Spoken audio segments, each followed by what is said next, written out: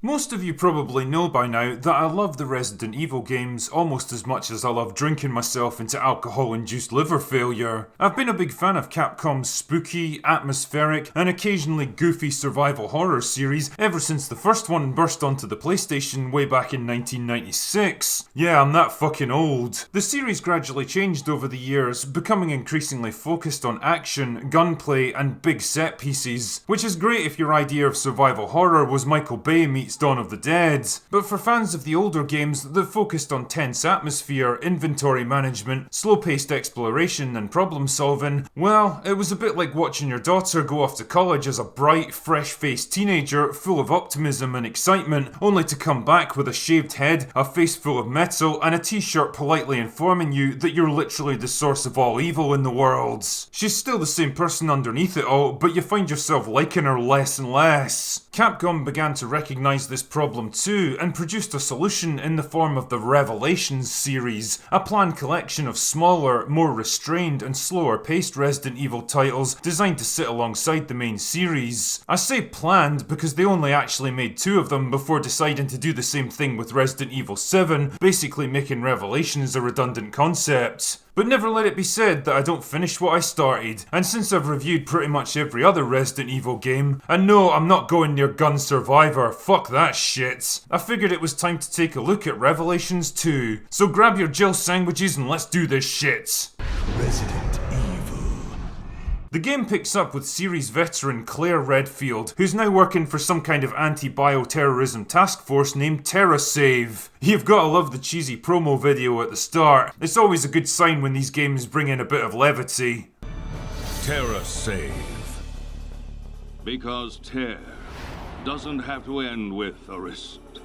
Anyway, Claire's attending some dull corporate reception when she runs into Moira, the teenage daughter of Barry, Master of Unlocking, Burton. Moira seems like your typical moody asshole teenager, but read between the lines and it's pretty clear that there's a serious rift between her and her father. But before you can get fired into the Prosecco and pretend to be interested in her family dramas, a bunch of armed men suddenly crash the party and knock Claire unconscious. Sounds like your typical Scottish wedding, to be honest. Claire wakes up sometime later in a dilapidated prison cell on a remote island with no memory of how she got there. Again, see my previous comments. She soon reunites with Moira, but it turns out they're not alone here. Together, the 2 women have to find a way out of the ruined facility, fend off the hordes of mutated monsters that want to eat their faces, and track down the mysterious Overseer who communicates with them via bracelets attached to their arms. Along the way, they run into other members of TerraSave that are trapped on the island with them, some of whom want to help, and others who have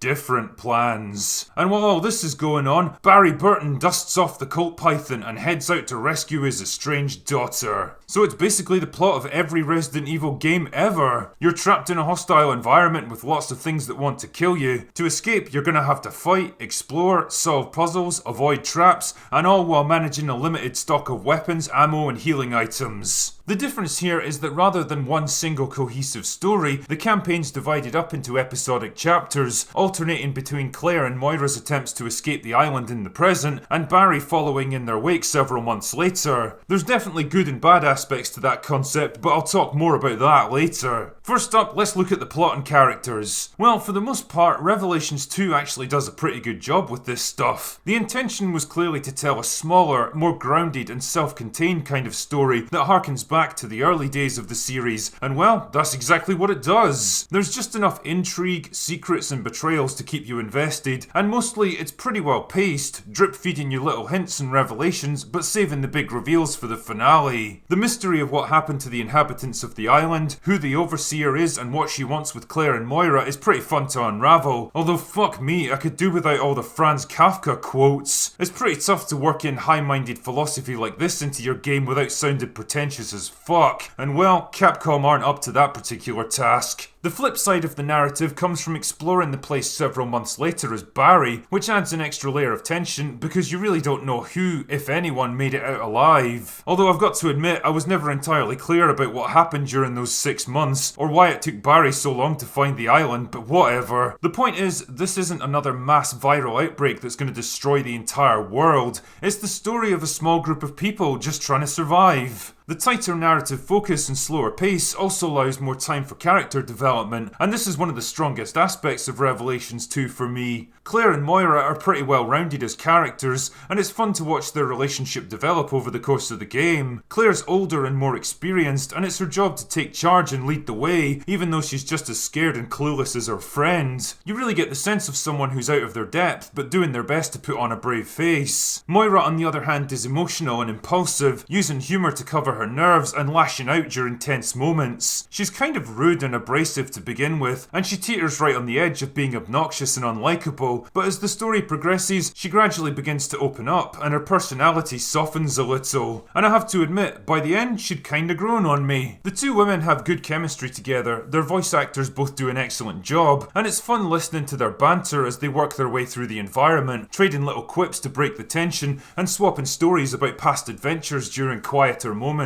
I couldn't help but smile at the little in-jokes and Easter eggs peppered throughout the script. Oh my god, are you okay? Yeah, I was almost a Claire sandwich. Ugh, does Barry tell everyone that story?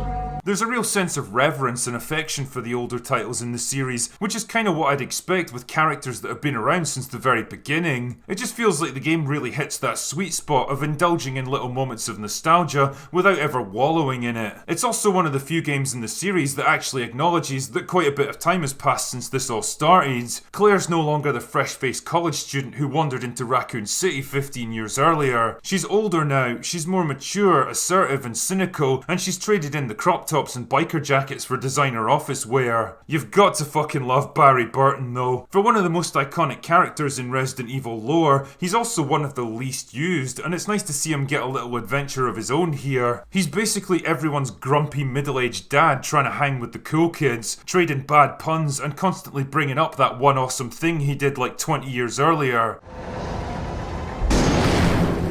Ha! Who's the master of unlocking now, huh? Come on, hurry. I'll always need you. But for now, I have this. And you know what? I fucking love him for it, dad jokes and all. Never let this town change you, Barry. His goofy dialogue in the original game pretty much cemented his legacy as a walking meme. That was too close. You were almost a Jill sandwich. You're right. But what's interesting is that if you look past the dorky puns and gruff demeanour, there's actually a pretty compelling story about a flawed but loving father trying to make amends for past mistakes, risking everything to rescue his estranged daughter, and perhaps even finding a way to reconcile with her. It's not exactly Shakespeare, but it's a good honest bit of storytelling that I really appreciated here. It's not all fun in games though. Alex Wesker, the antagonist of the story, kind of falls victim to stage 4 Marvelitis, the process of trying to retcon in a character with supposedly deep connections to the rest of the series, who for some reason nobody's ever encountered or even mentioned until now. She spends most of the game spouting weird cryptic nonsense over the radio, and when she finally does show up, she's only on screen for a few minutes before she, removes herself from play. Not exactly a memorable antagonist, but in typical Resident Evil fashion, she comes back as a hideously mutated monster for the climactic showdown, only to get blown up by a rocket launcher to the fucking face. What else could you ask for? Anyway, you've listened to me prattle on about the characters and story long enough. What's this game actually like to play? Well, for the most part, it's actually really enjoyable, provided you go into it with the right expectations, which I know sounds like the kind of thing a TLJ defender would say, but bear with me on this one. I said at the beginning that the Revelations series was intended to take a step back from the action-packed mainline titles and focus more on survival horror again, giving Resident Evil purists something more in line with the classic games they fell in love with. And in that respect, it's definitely a step in the right direction. The problem is, it just doesn't go far enough. The overall pace is definitely slower, there's less focus on combat and more emphasis on exploration, environmental storytelling and problem solving. Weapons and resources are pretty scarce at times, forcing you to think carefully before getting into a fight, and be as efficient as possible to conserve ammo for the big boss battles later. The partner system adds a new element to exploration and combat. Moira can use her flashlight to temporarily blind enemies, allowing her to take take a swing at them with her crowbar and possibly knock them down for a one-hit kill. She can also find hidden items, which is actually a really useful ability because ammo and health is not plentiful here. Barry comes with more weapons and resources, but he also has to do more fighting, so the equation stays more or less the same. His partner Natalia isn't much use in combat, but she can sense enemies nearby and expose their vulnerable points, saving valuable ammo or even allowing you to avoid them altogether. Basically, you're rewarded for taking the time to plan your combat strategy and properly explore your environment. Breeze through the environments too quickly or go in guns blazing and you'll quickly burn through your limited resources, making life a lot harder for yourself later. Now, generally I'm not a big fan of having two characters in a survival horror game because I think it kills that feeling of isolation and vulnerability that comes from being trapped alone in a dangerous place. But for what it's worth, I think Revelations 2 does a good job of making your partner feel like a useful asset instead of a pointless lump of meat that you have to constantly babysit. Their AI is generally solid. I never really encountered pathfinding problems or characters getting stuck on scenery. They're not much help in combat until you pump some resources into the skill tree to upgrade their performance, which I know is pretty contrived, but at least it means there's a tangible advantage to using it, instead of lumbering you with a bunch of skills and abilities that you're never going to actually use. Naturally, most of the puzzles tend to focus on using two characters in the right time and place. This is definitely a lot easier if you're playing the game in co-op mode, but if not, you can still issue simple commands to your partner like stay here or follow me. They're not particularly complex or challenging, and they might hold you up for a minute or two while you figure out what the game wants from you, but generally you shouldn't have many problems figuring them out. And I have to admit, I really enjoyed the factory level. It's a nice interconnected area with multiple objectives to explore and backtrack through. Not every level is so well designed though, but I'll get to that bit shortly. Enemies tend to vary between the two campaigns, probably to avoid Barry's levels feeling like a complete retread of previous grounds. Claire's main opponents are the Afflicted, which are islanders that got infected with the T-virus, then tortured and mutilated until they went insane and the virus activated inside them. Charming stuff. They're fast and aggressive and they can easily swarm you in large numbers, meaning that you have to pick your battles carefully. In Barry's campaign, they've since died and come back as zombies, which is a pretty neat concept to be honest, and I love how fucked up and rotten they are now. Compared to the much newer zombies in other games, these things really look like they've been decomposing for a long time. There's also the Revenants, which are a pain in the arse to take on until you figure out how to expose their weak points. Again, taking the time to plan ahead will make your life a lot easier in the long run, but probably the most annoying enemies you'll encounter are these weird floating insect things, which are completely invisible and can one-hit kill you if you get too close. I wasted a lot of fucking ammo trying to kill them before I realised you can kind of see their outline if you switch to Natalia, then quickly open fire with Barry before they change positions. What can I say, I'm pretty fucking stupid. Graphically, I could best describe Revelations 2 as a mixed bag. It was the last Resident Evil game to use the old MT framework engine, which was ideal for fast-paced games like RE5 and 6, where you didn't really have time to scrutinise the environment too closely. It's a different story here though, where the pace is generally much slower, you're given more time to explore, and well, you start to notice things. Textures are pretty rough when you get up close, the flame effects aren't particularly good, and some of the trees look like they use single polygons to render the branches.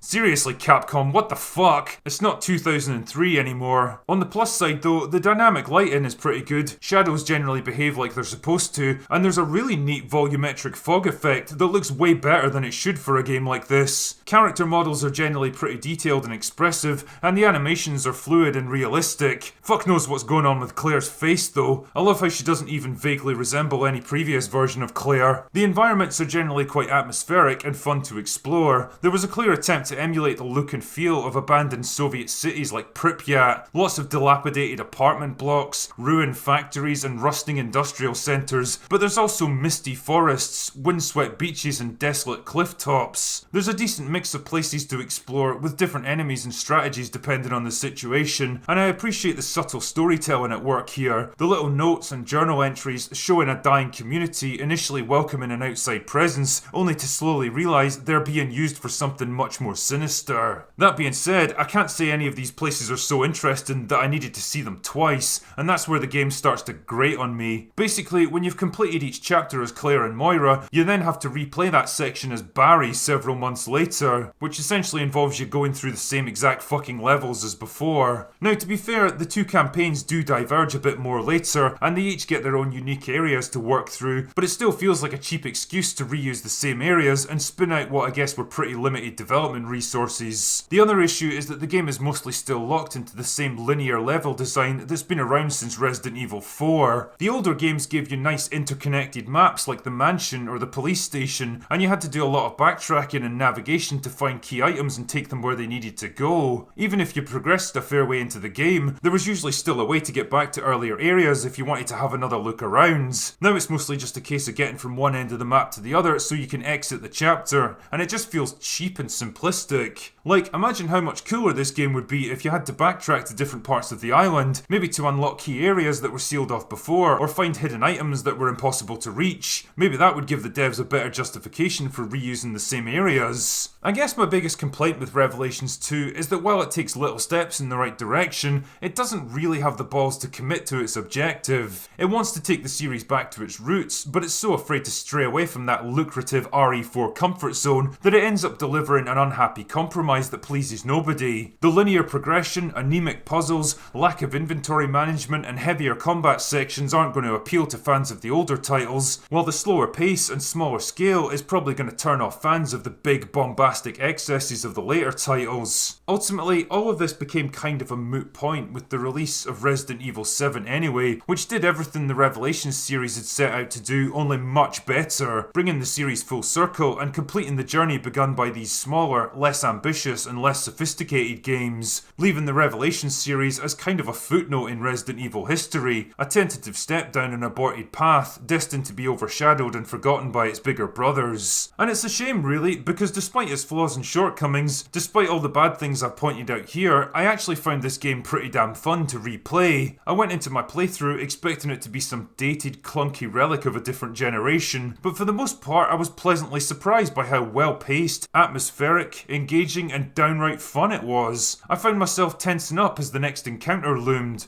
I was excited to explore the next area that opened up. I smiled at the little in-jokes and callbacks, and by the time the credits rolled, I felt like I'd gone on a satisfying little adventure. Revelations 2 may not be a landmark title in the series, and I'd be lying if I said it was one of my favourites to replay, but it's still a fun, well put together little game that pays a lot of respect to Resident Evil's long history while telling a pretty engaging story all of its own. And the fact that I've spent so long prattling on about it here suggests that maybe, just maybe, it perhaps deserves a little more recognition than it gets. Anyway, that's all I've got for today. Go away now.